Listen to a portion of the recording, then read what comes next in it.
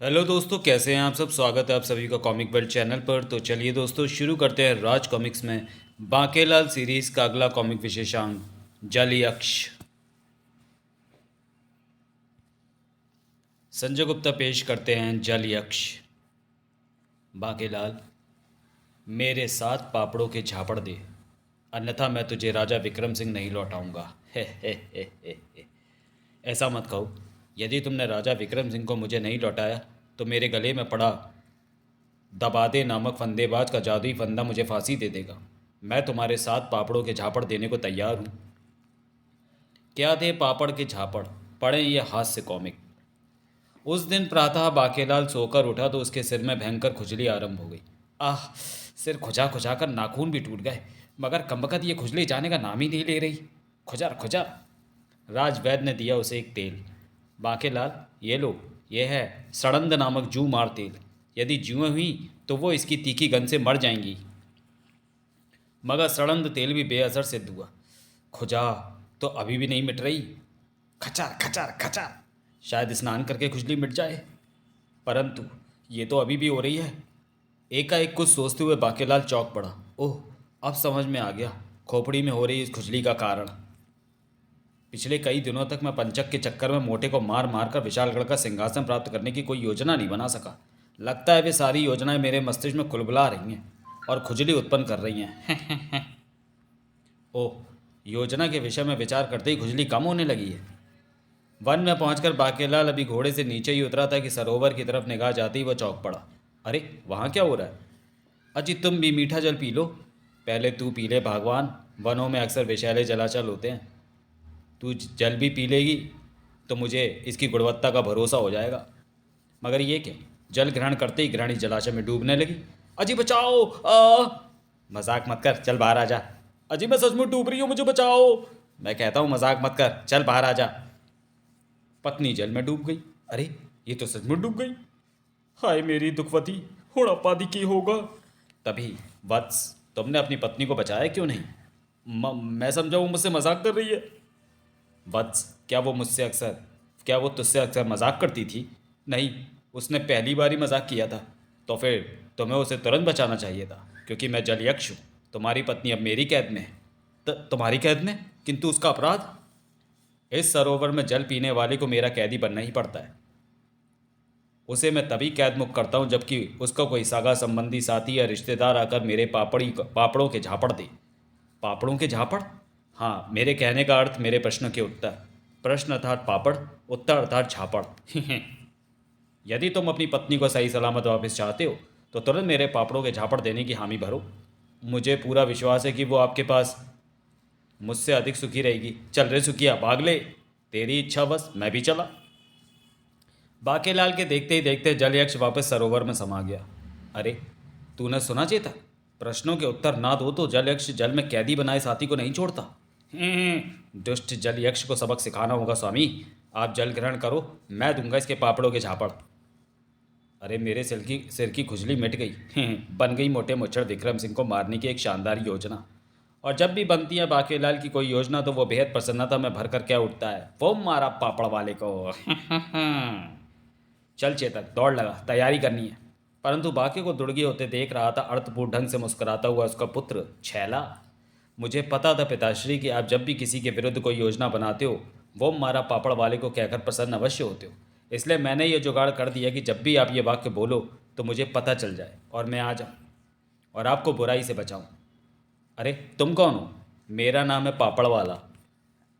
ये कमबख्त बाकेलाल जब भी कोई योजना बनाता है तो ये कहकर मुझे अवश्य मारता है कि वो मारा पापड़ वाले को। बताओ, मैंने इसका क्या बिगाड़ा? देखो पापड़ वाला, बाकेलाल जी मेरे पिताश्री हैं, उनका नाम इज्जत से लो। वो चाहे संसार का कोई भी व्यक्ति हो, मैं तो केवल इतना बताने आया था कि जब भी कोई दुष्ट, मक्कार एवं षड्यंत्रकारी व्यक्ति किसी के विरुद्ध कोई षड्यंत्र करता है तो मैं उससे संकटों के इतने पापड़ दिलवाता हूँ कि या तो उसकी योजना विफल हो जाती है या वो षड्यंत्रों से तौबा बोल जाता है। ओह, इसका अर्थ हुआ कि पिताश्री पर भी सभी संकट तुम्हारे कारण आते हैं।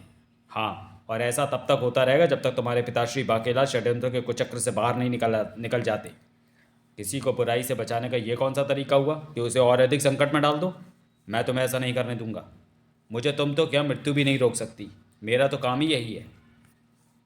अरे, पापड़ वाला तो गायब हो गया। पिताश्री ने इस बार क्या योजना बनाई है मुझे शीघ्र ही पता लगाना होगा, अन्यथा पापड़ वाला के कारण पिताश्री पर संकट टूटेंगे। बांकेलाल शीघ्र ही पहुंचा नगर बाजार। अपनी योजना को कार्यान्वित करने से पूर्व मुझे कुछ तैयारी करनी होगी। राजसी वस्त्र भंडार, आभूषण भंडार, राजमुकुट, राजसी वस्त्र, राजसी जूतियाँ इत्यादि जैसी वस्तुओं का इंतजाम मुझे पहले से ही करके रखना होगा। अब मेरे राजा बनने में विलंब नहीं। स्वामी के द्वारा मुकुट और राजवस्त्रों की खरीद तो समझ में आती है, किंतु जूते क्यों खरीदे? वो तो स्वामी को वैसे ही पड़ने वाले हैं। योजना अनुसार बांकेलाल राजा विक्रम सिंह को लेकर उसी सरोवर पर पहुंचा। बांकेलाल, आखिर तुम कुछ बताती क्यों नहीं? महाराज, इस सरोवर में खिले सभी कमल यदि स्वर्ण कमलों में परिवर्तित हो जाएं तब आप क्या कहेंगे? पिताश्री महाराज विक्रम सिंह को यहाँ क्यों लाए हैं? ऐसे स्वर्ण कमल दुर्लभ एवं बेशकीमती होंगे, किंतु ऐसा कैसे हो सकता है? ऐसा अभी होगा महाराज। आप तुरंत सरोवर में उतरकर अपनी प्यास बुझाएं। किंतु बांकेलाल, मैं तो महल में लस्सी पीकर चला हूँ, मुझे जल की प्यास नहीं है। 2-4 घूंट जल पी लेने से लस्सी का प्रभाव कम नहीं हो जाएगा महाराज। कृपया शीघ्रता से सरोवर में उतरकर जल पिए। ठीक है बांकेलाल, तुम कहते हो तो मैं कुछ अंजलि जल पी लेता हूँ। वो मारा पापड़ वाले को। ओह, पिताश्री ने फिर सोचा, वो मारा पापड़ वाले को। चाटा किसने मारा? बाके, मुंह बंद कर। छपाक। ओह, शुक्र है मुंह में पानी नहीं गया। बाकेला बाहर निकलते ही बाकेलाल की दृष्टि पड़ी छैला पर। छैला, तूने मुझे चाटा मारा था? मैं यही बताने तो आया था, आप दूसरों के लिए षड्यंत्र करना बंद कर दें, अन्यथा आपको संकटों के पापड़ बेलने पड़ेंगे। छैला, मेरे बाप, तू यहाँ से जा। मुझ पर कोई संकट आया तो मैं उसका सामना कर लूँगा। मैं आपका पुत्र हूँ और आपका भला चाहता हूँ। मैंने समय रहते आगाह कर दिया है, अब आपकी इच्छा, मैं तो चला। छैला के लोप होते ही बांकेलाल ने सरोवर की ओर देखा तो उसकी प्रसन्नता को कोई ठिकाना न रहा। मोटा कहीं दिखाई नहीं पड़ रहा, इसका मतलब मुच्छड़ मनुष्य डूब गया। वो मारा पापड़ वाले को। बच्चू बांकेलाल, बुरा करेगा तो बुरा भुगतेगा भी। ओह, अरे फिर चाटा। कौन है? छैला के बच्चे, मुझे पता है ये तू ही है। बाज आजा अपनी हरकतों से। ओह, जल यक्ष प्रकट हो रहा है। वत्स यदि तू चाहता है कि तेरा राजा जल की कैद से मुक्त हो जाए तो तुझे मेरे पापड़ों के झापड़ देने होंगे। मोटा वहाँ आराम से रहेगा। वैसे भी मैं अनपढ़ हूँ, मेरा ज्ञान बहुत कच्चा है, मैं तुम्हारे प्रश्नों के उत्तर नहीं दे सकता। मैं तो चला। जैसी तेरी इच्छा वत्स।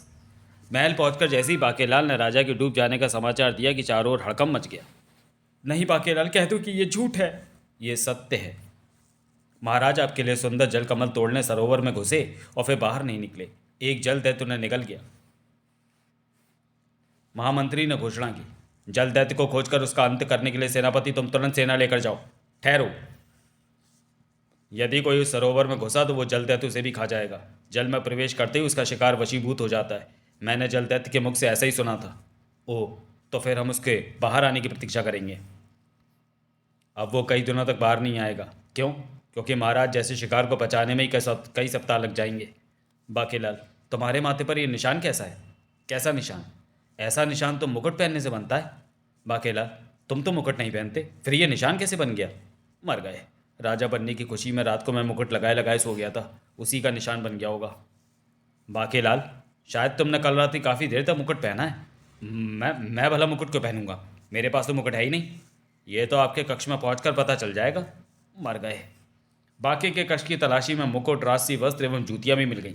बांकेलाल, इस राजसी वेशभूषा का तुम्हारे पास क्या काम है?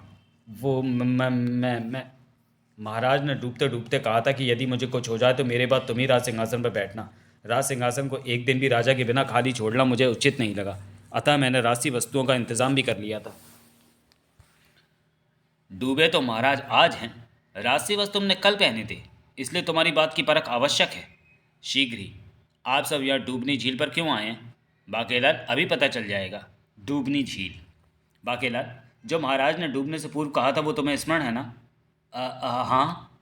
तो फिर वही बात तुम भी दोहराओ। मुझे झील में धक्का क्यों दे रहे हो? बचाओ, इस झील में तो मगरमच्छ है। हाँ, आओ बांकेलाल, मगरमच्छ से ज़्यादा तेज तुम तैर रहे हो। बचाओ बचाओ। तब सिद्ध हो गया कि पानी में डूबता व्यक्ति केवल बचाओ बचाओ ही चिल्लाता है, और यदि मुंह पानी में से भर जाए तो शायद बचाओ बचाओ चिल्लाने का भी अवसर नहीं मिलता। इससे बांकेलाल की झूठ की कलई खुलती है कि महाराज ने डूबते समय उसे राजा बनने को कहा था। सेनापति ने अपनी बात प्रमाणित कर दी है। वाह! मुझे संदेह है कि बांकेलाल ने महाराज की हत्या करके उसका शव कहीं छुपा या फेंक दिया है। नहीं, ये नहीं हो सकता। मैं बांकेलाल की बात पर तुरंत संदेह नहीं करना चाहती।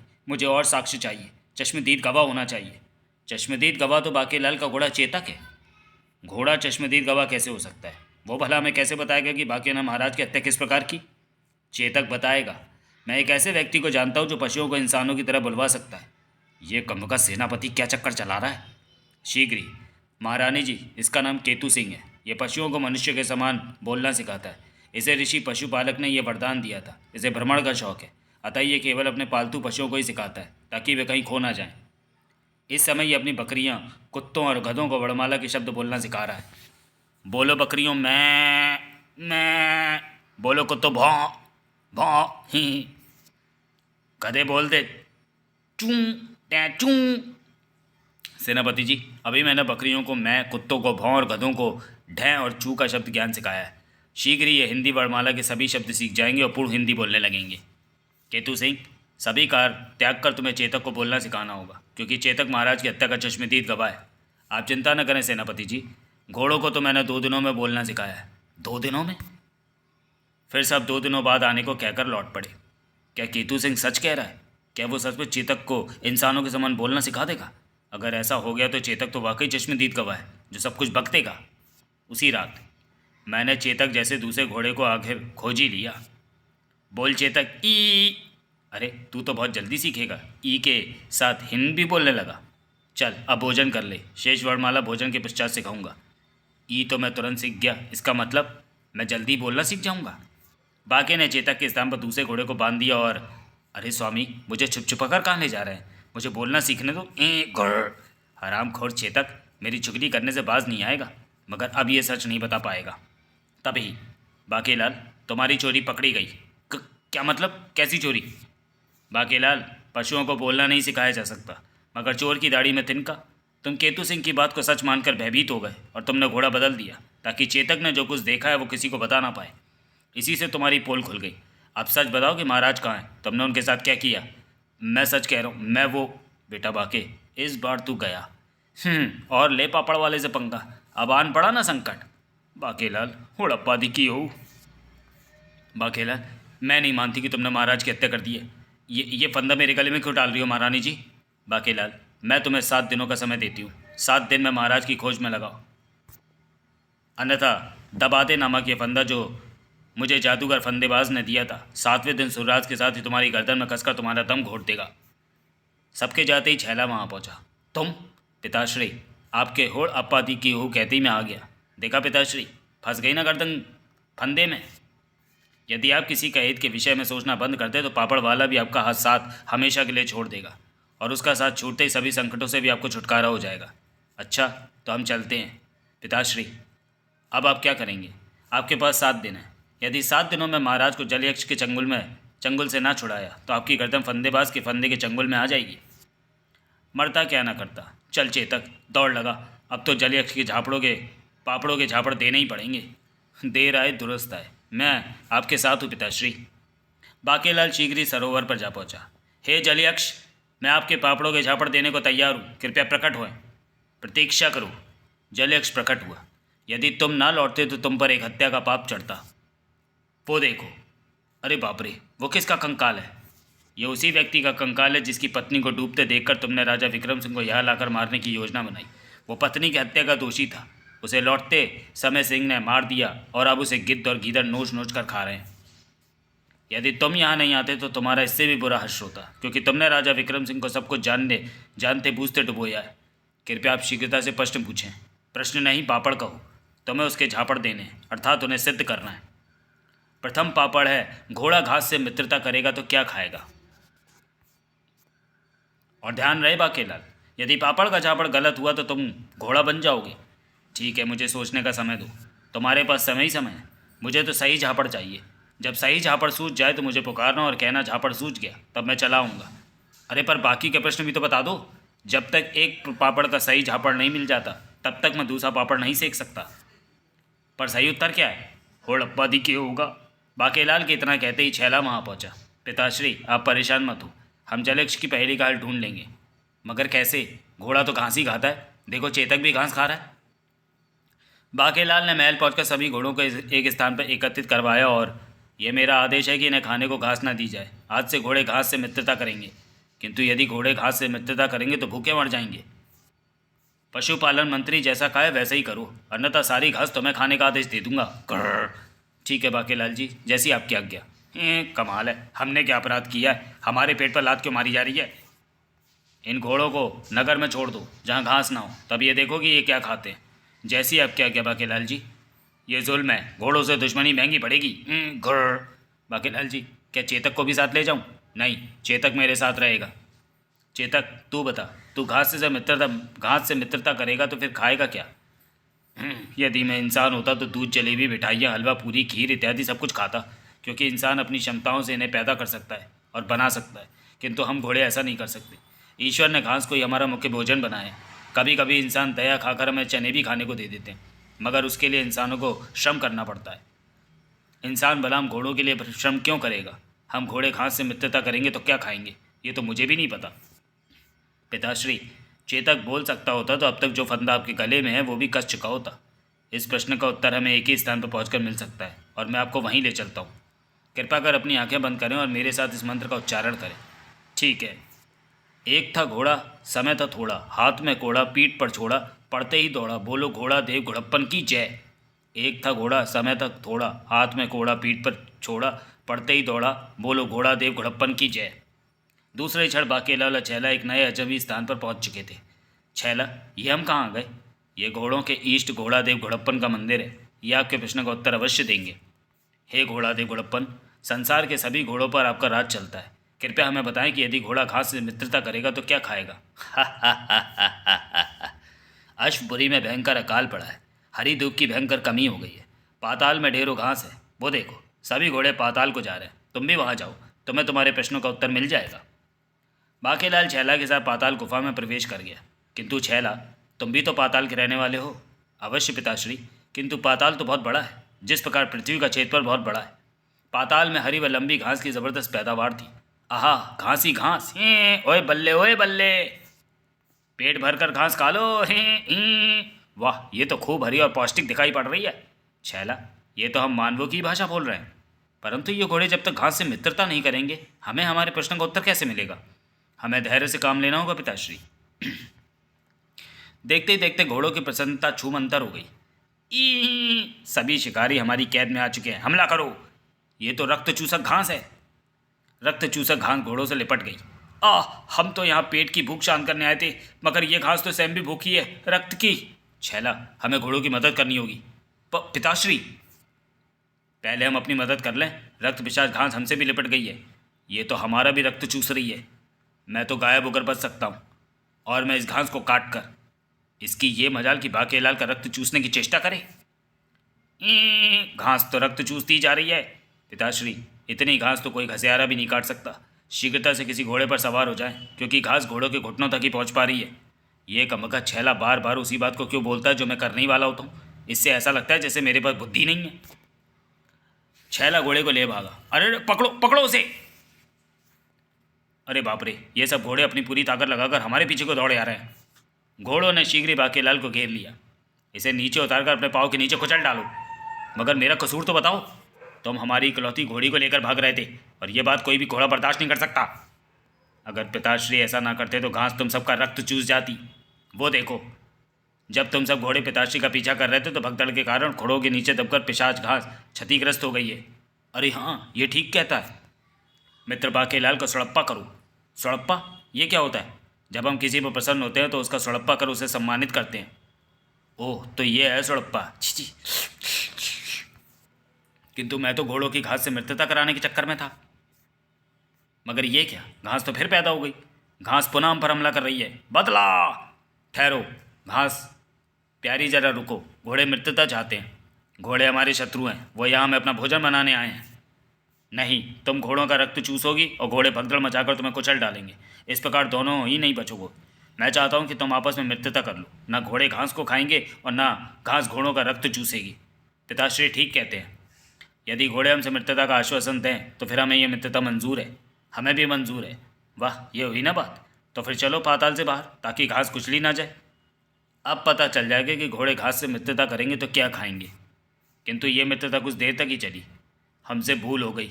घोड़े घास से मित्रता करेंगे तो खाएंगे क्या? ये दुर्बलता के कारण चक्कर खाकर गिर रहे हैं।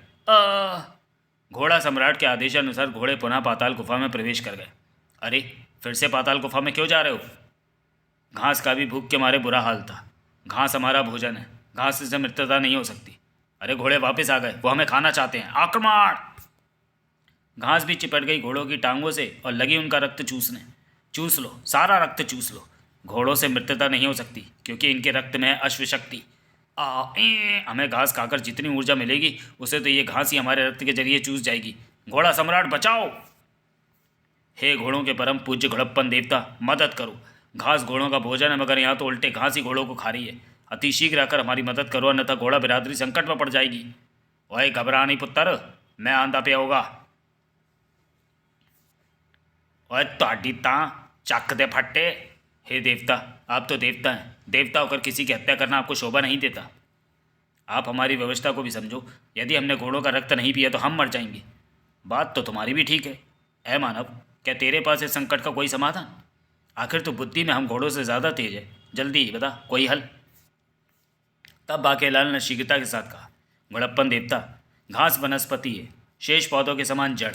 उसे घोड़ों का भोजन बनना ही होगा, अन्यथा इसकी पैदावार इतनी बढ़ जाएगी कि हर ओर घास ही घास हो जाएगी और प्रकृति का संतुलन बिगड़ जाएगा। जैसे दूसरे पेड़ पौधे मानवों व अन्य प्रजातियों हेतु फल व औषधियाँ प्रदान करते हैं, घास को भोजन के रूप में घोड़ों के आगे समर्पण करना ही होगा। यदि घास को रक्त के स्थान पर भूमि से ही उर्वरक शक्ति प्राप्त हो जाए तो घास को भूमि से ही भोजन मिलता रहेगा और ये मरेगी नहीं। इसके बढ़ने से घोड़ों को भी भोजन मिलता रहेगा। इस प्रकार इस संकट का समाधान हो जाएगा। वाह, ये तो उत्तम हल है। अप्पा खुश हुए। मैं घास को भूमि से उर्वरक शक्ति प्राप्त करने का वरदान देता हूँ। देखते देखते घास के चूसक लोप हो गए और घोड़े ये देखकर प्रसन्नता से भर उठे। अब खाओ पेट भर घास। घोड़ों के परम पूज्य घोड़प्पन देवता की जय। फिर घोड़प्पन देवता भी अंतर्धान हो गए। बाकेलाल व छैला पाताल गुफा से बाहर निकले। किंतु पिताश्री, आपको जलयक्ष के प्रश्न का उत्तर तो मिला नहीं। तो क्या उत्तर प्राप्त किए बिना ही मैंने घास व घोड़ों का संकट हल कर दिया? तो क्या आपको उत्तर मिल गया? हाँ, ये सब घोड़प्पन देवता का चमत्कार था। उन्होंने हमें समय यात्रा के जरिए इस युग व काल में भेज दिया था जब घास व घोड़े बोलते भी थे। बोलो घोड़प्पन देवता की जय। इसी के साथ ही छैला तो हो गया गायब और बाकेलाल पहुंचा सरोवर पर। अरे, मैं तो सरोवर पर ही आ पहुंचा और ये छैला कहाँ चला गया? चलो का मगज से पीछा तो छूटा। हे जलयक्ष! बाकेलाल ने जलयक्ष को आह्वान करने के साथ ही कहा, हे जलयक्ष, झापड़ सूझ गया। तुरंत जलयक्ष प्रकट हो गए। झापड़ सूझ गया, ये तो प्रसन्नता की बात है। तो बाकेलाल, शीघ्रता से कहो कि यदि घोड़ा घास से मित्रता करेगा तो क्या खाएगा? चक्कर। चक्कर? ये कौन सा पकवान है? ये पकवान नहीं, एक शारीरिक प्रक्रिया है जो भूख की अधिकता के कारण तब पैदा होती है जब शरीर को भोजन नहीं मिलता। इसमें सारी पृथ्वी घूमती हुई प्रतीत होती है और प्राणी कमजोरीवश निढाल होकर गिर पड़ता है, अर्थात अपने होश खो बैठता है। अर्थात यदि घोड़ा अपने भोजन घास से यारी करेगा तो वह केवल चक्कर खाएगा और अपने होश खो देगा। यही है तुम्हारे पापड़ का झापड़। तुम्हारे इस झापड़ पर ताला जड़ दूँ? क्या मतलब? ताला जड़ने से पहले तुम झापड़ को बदल सकते हो। यदि मैंने ताला जड़ दिया और झापड़ गलत निकला तो मैं तुम्हारे और पापड़ नहीं सेकूंगा। तो फिर ताला जड़ दो। ये एकदम सही झापड़ है। वो मारा पापड़ वाले को। पापड़ वाला तुरंत प्रकट हो गया। नहीं, अब मैं इसे चमाट नहीं मार सकता क्योंकि इस बार इसने भलाई के काम में सफलता पाकर यह वाक्य बोला है। अभी मुझे भी प्रकट होने की आवश्यकता नहीं है। तो फिर जल्दी से दूसरा प्रश्न पूछो। प्रश्न नहीं बाकेलाल, पापड़ बोल। हाँ, मेरा मतलब था दूसरा पापड़ क्या है? कमकत मोटे की जान आफत में डालते डालते यहाँ तो मेरी ही जान आफत में पड़ जाएगी। अरे, ये क्या हो रहा है? फंदा क्यों कसने लगा? क्या 7 दिन पूरे हो गए? बाकेलाल, मैं फंदा बोल रहा हूँ। मैं तो याद दिला रहा था कि कोई गड़बड़ ना होने पाए, अन्यथा मैं ऐसे ही कस जाऊँगा। जलयक्ष ने अगला प्रश्न पूछा। बाकेलाल, अगला पापड़ है, पहले मुर्गी हुई या अंडा? ये कैसा विचित्र प्रश्न है? प्रश्न नहीं बाकेलाल, पापड़ बोल। जिसका झापड़ तुम्हें सोचना है। अच्छा, तो अब मैं चलता हूँ। जब झापड़ सूझ जाए तो यही मेरा आह्वान करना और कहना झापड़ सूझ गया, मैं आ जाऊँगा। कमाल है, ये वाक्य तो कई बार सुना है मगर कभी इस पर ध्यान ही नहीं दिया कि पहले मुर्गी पैदा हुई या अंडा। मान लिया यदि मुर्गी पैदा हुई तो मुर्गी तो अंडे से ही पैदा होती है, तब अंडा कहाँ से आया? और यदि पहले अंडा पैदा हुआ तो अंडा तो मुर्गी से ही पैदा होता है, तब मुर्गी कहाँ से आई? इस प्रश्न का उत्तर कहाँ से मिलेगा? क्यों ना मुर्गियों से ही चलकर पूछूं। धत तेरे की, मुर्गियाँ कैसे बताएंगी? उन्हें तो खुद भी नहीं पता होगा। मुर्गी, अंडा, मुर्गी, मेरा अंडा मुझे वापस दे दे मानव। मुर्गी चोर, ताक आई टोंग आ।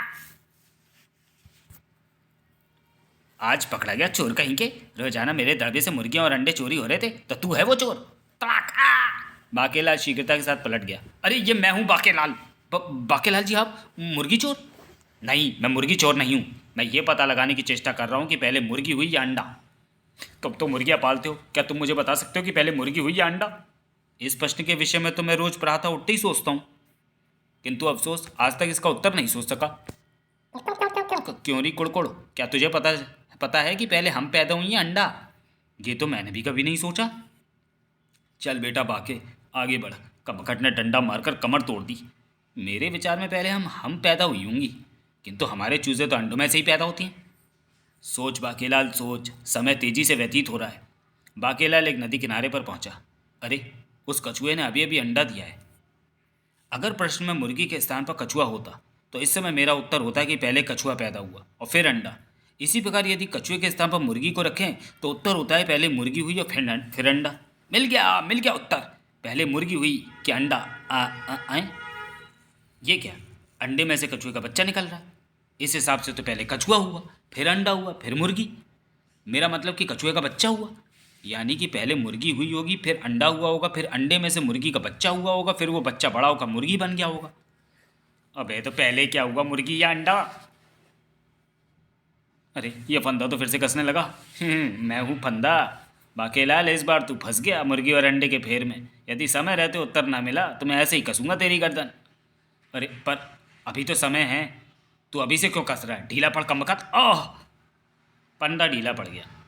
यदि इस प्रश्न का उत्तर नहीं मिला तो फिर अप्पा दी की हो। चेतक, तू ही कुछ कर। मेरे रहते? छैला, तू फिर आ गया। मेरे रहते आपको चिंतित होने की आवश्यकता नहीं है पिताश्री। हम अवश्य इस प्रश्न का उत्तर खोज निकालेंगे।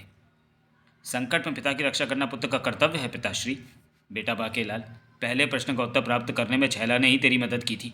तू इसे पुत्र मान या ना मान, किंतु वक्त पर तो गधे को भी बाप बनाना पड़ता है। छैला, नैतिकता की बातें मत कर और जल्दी से बता कि पहले मुर्गी हुई या अंडा। उसके लिए तो हमें कुकड़ू घाटी जाना होगा पिताश्री। कुकड़ू घाटी, ये कहाँ पर है? आप चलो तो सही। क्या बाकेलाल फंदे से पीछा छुड़ा पाया? जानने के लिए पढ़े हास्य से भरपूर बाकेलाल का अगला कॉमिक कुकड़ू। तो चलिए दोस्तों, वीडियो को यहीं समाप्त करते हैं और मिलते हैं बाकेलाल सीरीज के अगले कॉमिक विशेषांक कुकड़ू में। तब तक के लिए धन्यवाद।